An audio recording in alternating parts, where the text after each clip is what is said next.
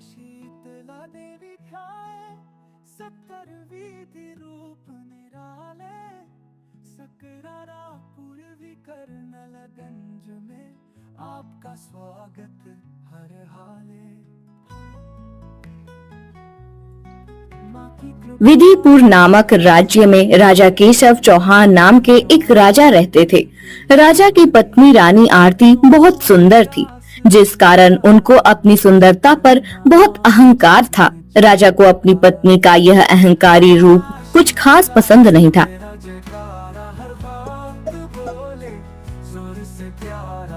दासियों, तुम्हारी इतनी हिम्मत कि तुम लोग मेरी आज्ञा के बिना मेरे इस सुंदर वस्त्रों को हाथ लगाओ। महारानी, हमें क्षमा कर दीजिए, हम बस आपके वस्त्रों को सही ढंग से रख रहे थे। झूठ मत बोलो, मैंने खुद अपनी आंखों से देखा है। तुम लोग अपने इन गंदे हाथों से मेरे वस्त्रों को छू रही थी। रानी अपनी दासियों पर क्रोधित हो रही थी। तभी वहाँ राजा केशव आते हैं और कहते हैं, क्या हुआ महारानी, आप इन पर क्यों क्रोधित हो रही हैं? राजा के पूछने पर रानी राजा को सारी बात बताती है, जिसे सुनकर राजा कहते हैं, महारानी क्या हो गया आपको?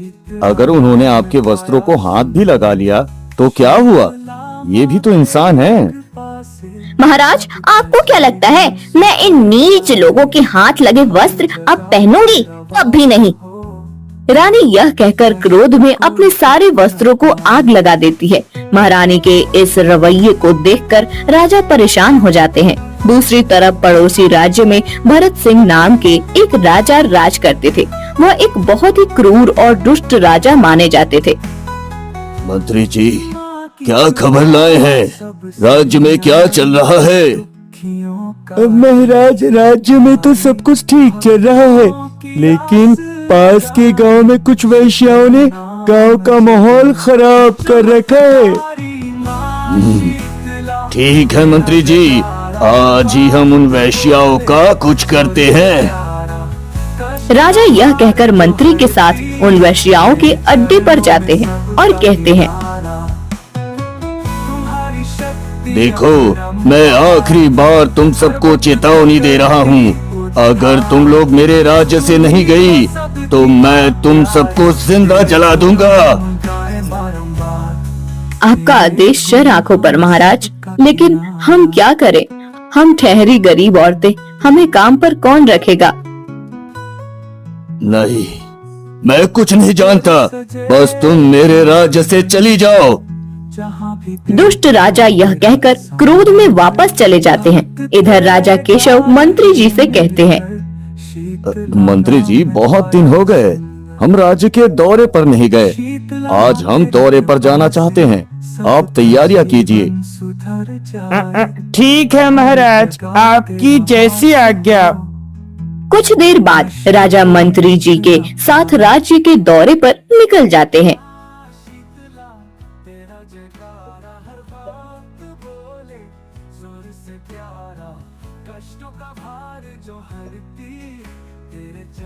एक गांव में पहुंचकर वह एक लड़की को रोता हुआ देखते हैं। माँ, आप मुझे छोड़कर नहीं जा सकती। मैं इस पूरे संसार में अकेली रह गई हूँ। माँ उठो, आंखें खोलो माँ। निधि अपनी माँ की मौत पर तड़प तड़प कर रो रही थी। तभी राजा उसके पास जाकर कहते हैं, सुनो, तुम कौन हो और तुम्हारी माँ को क्या हुआ था? मेरा नाम निधि है। मैं इसी गांव में अपनी बीमार माँ के साथ रहती थी और आज मेरी माँ का निधन हो गया है। राजा को निधि के बारे में सुनकर थोड़ा दुख होता है। फिर राजा निधि से पूछते हैं, निधि, क्या तुम्हारी माँ के अलावा तुम्हारा कोई और रिश्तेदार है जिसके पास तुम जाकर रह सको? नहीं महाराज, मेरा अब इस दुनिया में कोई नहीं है। राजा निधि की बात सुनकर मंत्री जी से कहते हैं, मंत्री जी, आप अंतिम संस्कार का बंदोबस्त कीजिए और फिर निधि को हमारे महल लेकर आइए। राजा ये कहकर महल वापस चले जाते हैं। फिर मंत्री जी निधि की माँ का अंतिम संस्कार करने के बाद निधि को महल ले आते हैं।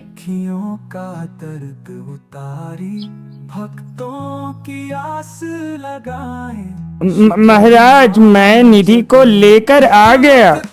निधि, जैसा कि तुमने बताया, इस दुनिया में तुम्हारा और कोई नहीं, इसलिए तुम यहाँ हमारे महल में रह सकती हो। आपका बहुत बहुत धन्यवाद महाराज।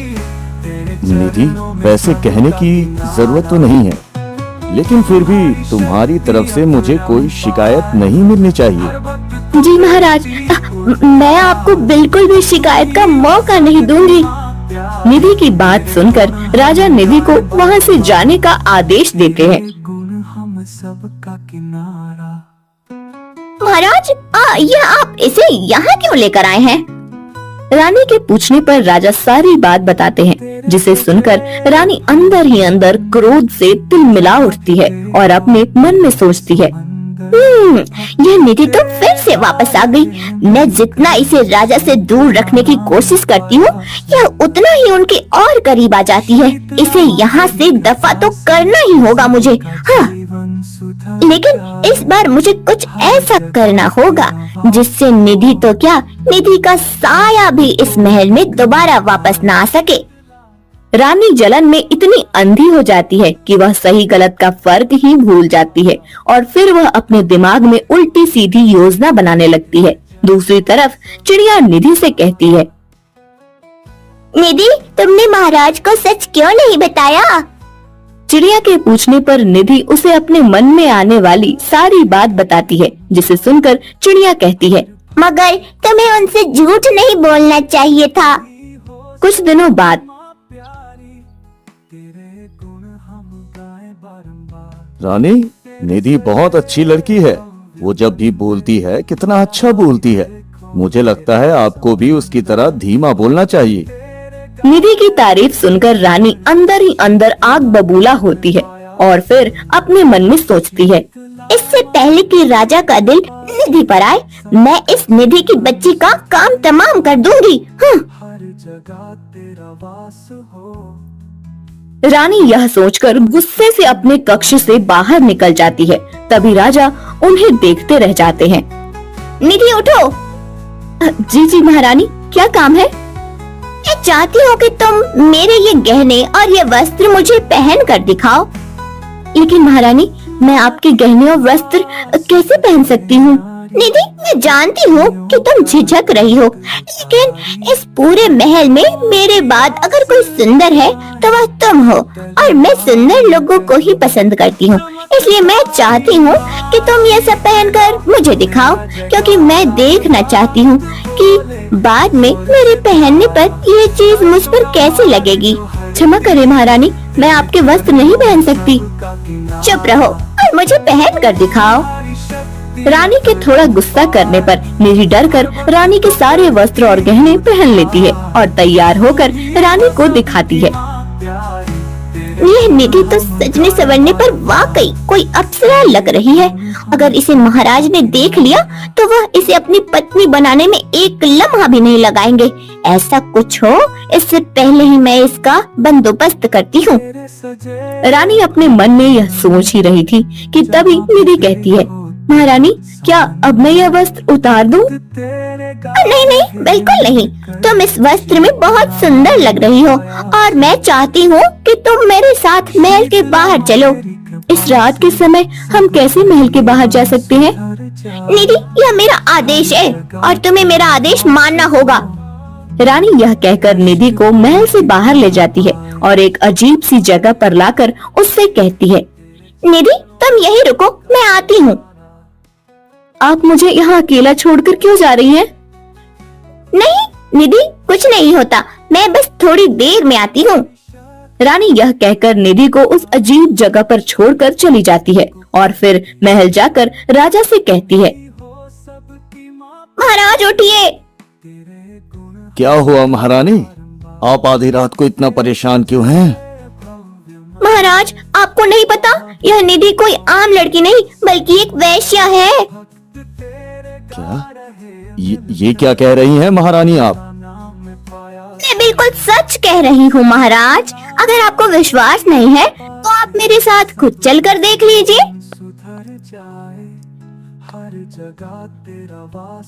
राजा महारानी के साथ वेश्याओं के अड्डे पर जाते हैं, जहाँ वह निधि को सजा सवरा देखते हैं। निधि, ये तुम क्या कर रही हो? मैंने तुम पर तरस खाकर तुम्हें महल में रखा और तुम यहाँ इन वेश्याओं के साथ गलत काम कर रही हो। नहीं महाराज, मैं ऐसी नहीं हूँ, मैंने कुछ नहीं किया। चुप रहो। अगर तुम ऐसी नहीं हो तो इस जगह पर इस तरह सज संवर कर क्या कर रही हो? महाराज, ये सब मुझे महारानी ने पहनने के लिए दिया था और यही मुझे यहाँ लेकर आई थी। महाराज, ये झूठ बोल रही है। भला मैं किसी को अपने वस्त्र और गहने क्यों दूंगी? और रही बात इसे यहाँ लाने की, तो मैं इस जगह का रास्ता भी नहीं जानती। नहीं महाराज, रानी झूठ बोल रही है, यही मुझे यहाँ लेकर आई थी। महाराज, दरअसल बहुत दिनों से मेरे सोने के बाद मेरे वस्त्र और गहने गायब हो जाते थे, लेकिन सुबह वो मेरे पास वापस आ जाते थे। मुझे शक था कि कोई इन्हें पहनता है, इसलिए उस चोर का पता लगाने के लिए मैंने आज रात जागने का फैसला किया। मगर निधि को अपनी चीजें पहनते और महल से बाहर जाते देख मैं इसके पीछे आई तो पता चला यह एक वेश्या है। माना की रानी अहंकारी है, लेकिन वो मुझसे कभी झूठ नहीं बोलती। और रही बात तुम्हारी, तो तुम्हारा हुलिया ही बता रहा है तुम किस तरह की हो। ठीक है, ये तुम्हारा जीवन है, तुम जिस तरह चाहो अपना जीवन बिता सकती हो, लेकिन मेरे इस राज्य से तुम्हें हमेशा के लिए जाना होगा। हर जगह तेरा वास हो। राजा यह कहकर निधि को राज्य से बाहर निकाल देते हैं और निधि रोते रोते पड़ोसी राज्य में आ जाती है। अब मैं कहाँ जाऊंगी? निधि यह सोचकर पत्थर पर बैठकर रोने लगती है। तभी वहाँ एक सुंदर सी औरत आती है और कहती है, क्या हुआ, तुम यहाँ बैठी क्यों रो रही हो? उस औरत के पूछने पर निधि खुद पर बीती सारी बात उसे बताती है, जिसे सुनकर वह औरत कहती है, कोई हम गरीबों का दुख नहीं समझ सकता। पर दीदी, अब मैं क्या करूँगी, कहाँ जाऊंगी? निधि, तुम मेरे साथ चलो। माना कि मैं भी एक वेश्या हूँ, मगर मैं यह वादा करती हूँ कि तुमसे इस काम के लिए कभी जोर जबरदस्ती नहीं करूँगी। पर दीदी, मैं कोई वेश्या नहीं हूँ। जन्म से कोई वेश्या नहीं बनता, वेश्या हमें हमारी मजबूरी बनाती है। ये भूखा पेट हमें वेश्या बनने पर मजबूर करता है। माना तुम वेश्या नहीं हो, लेकिन अब तुम वेश्या के नाम से बदनाम हो चुकी हो। यह दाग हमेशा तुम्हारे दामन पे रहेगा, इसलिए तुम मेरे साथ चलो। निधि उस औरत की बात सुनकर उसके साथ वेश्याओं के अड्डे पर चली जाती है, लेकिन वह सारा दिन चुपचाप एक कोने में पड़ी रहती है और बाकी सारी वेश्याओं को गलत काम करते देखती है। निधि, कब तक तुम ऐसी रहोगी? अब सच्चाई मान लो कि तुम भी एक वेश्या हो। उस औरत की बात मानकर निधि तैयार होकर अपने ग्राहक की तलाश में लग जाती है। तभी वहाँ वही दुष्ट क्रूर राजा आते हैं। उन्हें देखकर वो सारी औरतें डरकर वहाँ से भाग जाती है और राजा के हाथ सिर्फ निधि लगती है। नीच वेश्या, तुम लोग मेरे राज्य को अपने पाप से गंदा कर रहे हो। आज मैं तुम्हें जिंदा जला दूंगा।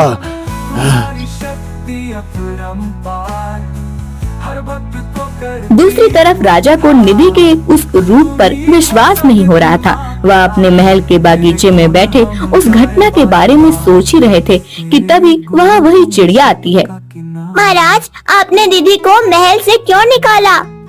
क्योंकि निधि एक वेश्या है और उसने हम सबसे झूठ बोला। चिड़िया राजा की बात सुनकर उन्हें रानी की सारी सच्चाई बताती है, जिसे सुनकर राजा कहते हैं, लेकिन मैं तुम्हारी बातों पर विश्वास क्यों करूं? महाराज, अगर आपको मेरी बात पर विश्वास नहीं है तो आप अपने कक्ष में जाकर खुद देख लीजिए कैसे रानी अपनी सहेली से ये किस्सा बता रही है। चिड़िया के कहने पर राजा अपने कक्ष में जाते हैं और रानी की सारी बातें सुन लेते हैं। कष्ट कोई टिक न पाए। रानी, आप एक औरत होकर दूसरी औरत की सुंदरता से इतनी जलन रखती थी कि आपने उस मासूम लड़की को वेश्या बना दिया। राजा यह कहकर वहाँ से चले जाते हैं और फिर मंत्री जी के साथ निधि को ढूंढते हैं। निधि को ढूंढते हुए वह पड़ोसी राज्य में पहुँचते हैं।